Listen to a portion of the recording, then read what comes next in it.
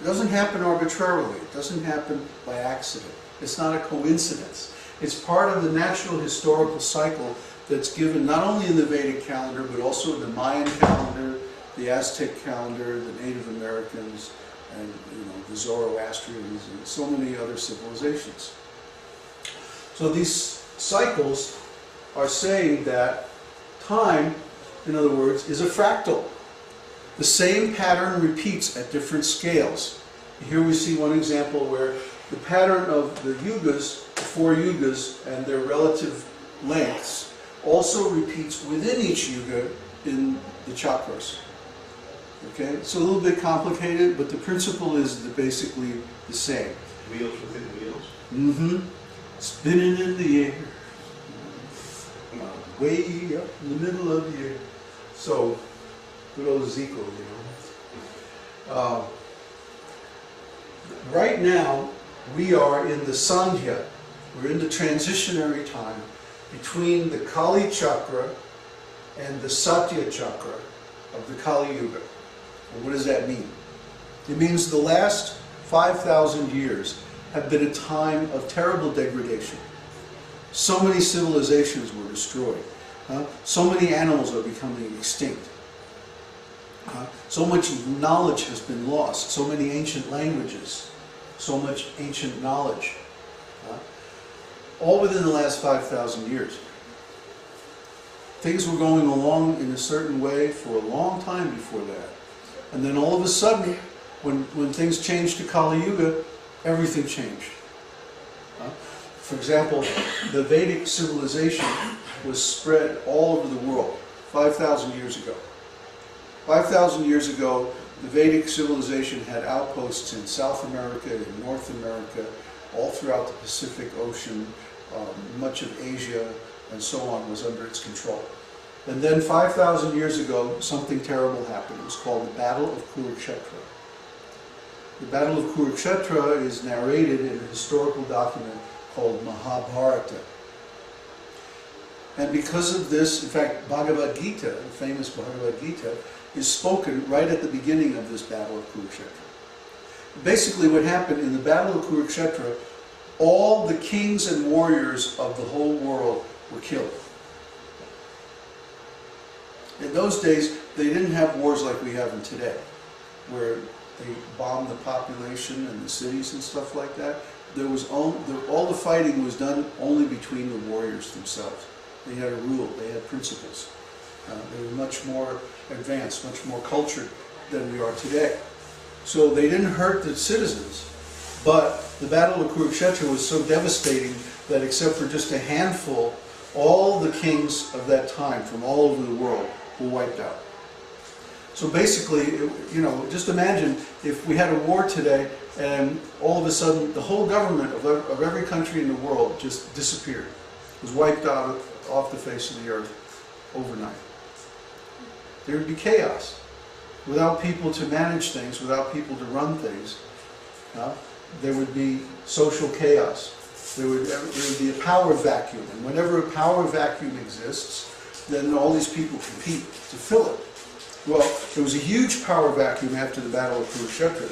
More than that, at that time, their whole civilization was dependent on a certain technology, which when we look at it, at the functions that it had, it was like some kind of nanotechnology based on living things rather than on, just dead machines. They could actually breed living things that had a certain kind of intelligence and that would listen to instructions and do stuff.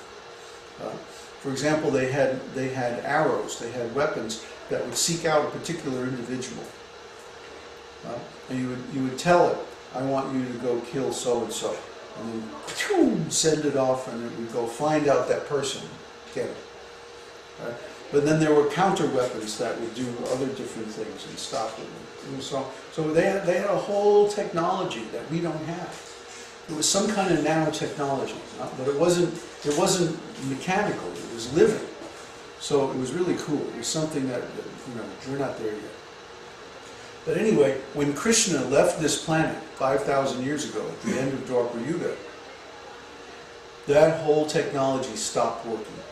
overnight. Overnight. It would be just like if we woke up one morning and all of a sudden there was no electricity.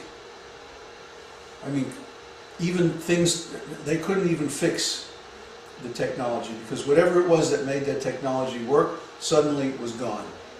So it would be like not only if we woke up and there was no electricity, but there could be no electricity. So let's say that, you know, the conductivity of copper changed or something like that, and all of a sudden we weren't able to send electricity over wires anymore. It was just, none of it worked. Our whole civilization would just collapse. I mean, it's bad enough to have a big power vacuum, like losing a whole government. But then on top of that, to have your major technology suddenly fail, I mean, completely, irrevocably fail. The whole civilization fell apart in a matter of a generation or two. The whole worldwide government, the whole society that they had built up over thousands of years just basically disintegrated. And suddenly, all these countries that have been part of one political entity were now independent, autonomous. So you can imagine what happened. Basically, they all started going their own ways. Whereas before you had one system, like today we have one world economic system. Pretty much everyone who's educated speaks English. Everywhere you go in the world, you know, you have a passport and you can get in and like that. You know, there's a system. So all their systems just failed. And basically all the countries just went their own way. And they started using their own language. They started developing their own religious traditions and functions. They started competing with one another economically, militarily, and so on, whereas before they had never done that. So basically, in the last 5,000 years, we've had the Tower of Babel. We've had complete and utter chaos on the surface of this planet, and it's no wonder that it's been a very destructive period. And now that is peaking. We're about to see some kind of level of change that we have never seen before in all of history, in all of recorded human history. So what's going to happen? Well, nobody really knows. It's probably going to be pretty chaotic. But then again, it's hard to say. But what I think is going to happen, I think that the level of change is going to become so severe, so radical, so drastic, that our language is going to break down. We won't be able, literally will not be able to describe what is happening. Things are going to change so fast, so radically, overnight, that it's going to be like, what the heck is this? We won't be able to communicate with even with ourselves, because our language will break down. The structure of our semantic network will fail, because it will be confronted with something so new, so startling, so radically different, that literally won't have any words to describe it. And nobody can imagine what that would be, because if we can imagine it, we could deal with it.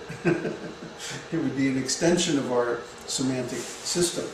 But what's going to happen is going to be so radical that it's going to transcend language altogether.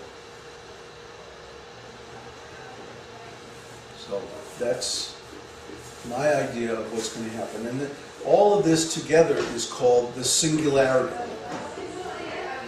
And the reason it's called the singularity is because a singularity is a phenomenon where some parameter of that phenomenon goes to infinity, like a black hole. In a black hole, there's basically infinite gravity.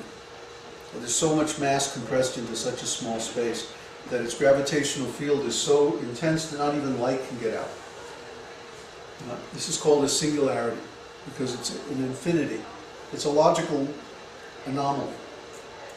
But there's a certain point at which this phenomenon takes place, which is called the event horizon. The event horizon. And, for example, the event horizon of a black hole is where its gravity becomes so intense that not even light can escape it. No energy can come out of it. So at that point, that's where the singularity actually occurs. So we're talking about something here that is a singularity of change. It's where the rate of change becomes so intense that not even our imagination can go there. It's too much. It's just beyond us. So what is that? Well, we don't know. We don't, and we won't know until we get there. So that's the definition of the singularity. And people have said it's going to happen in 2012. I don't know if it's going to happen exactly in 2012. The 2012 date comes from scholars who tried to decode the Mayan calendar, and it's quite possible that they could be off by a few years. So it doesn't necessarily have to be exactly in 2012. It could happen a little earlier,